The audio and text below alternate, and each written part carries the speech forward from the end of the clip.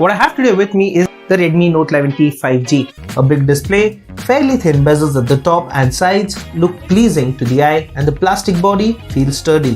Xiaomi has gone with stereo speakers on the Redmi Note 11T 5G, and there is an IR emitter as well. The back panel does manage to hide fingerprints well, and the IP53 rating does make the Redmi Note 11T 5G dust and splash resistant.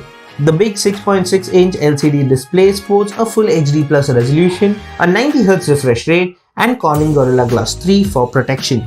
The refresh rate changes dynamically between 50Hz, 60Hz, and 90Hz based on the content on the screen. It's a crisp display and does get bright enough when outdoors.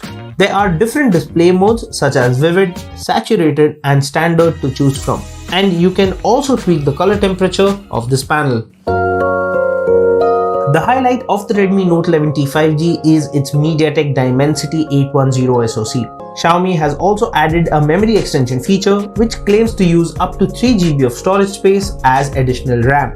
This was enabled by default on my device. You do get expandable storage. The power button can also be configured to perform an action when double tapped. I did not notice any lag or stutter, and multitasking between different apps was effortless.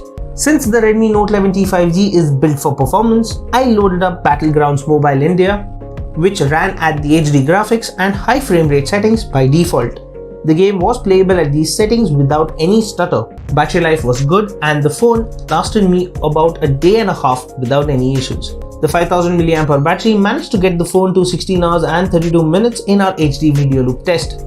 The refresh rate was set to 90Hz during this test. The charging with the supplied 33W fast charger was quick. The phone got to 56% in 30 minutes and to 97% in an hour.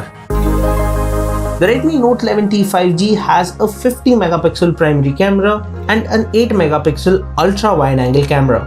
For selfies, it has a 16MP shooter in the hole punch cutout. The Redmi Note 11T 5G was quick to lock focus and set the exposure correctly. Daylight shots look good as is. The ultra wide angle camera helps capture a wider field of view. You can take shots with the primary camera at its full 50MP resolution. Close-up shots fared better. There's a soft blur to the background, even without portrait mode, helping the subject stand out. Selfies shot in daylight had good detail, and the portrait mode managed good edge detection. Low light selfies with a light source nearby also turned out well.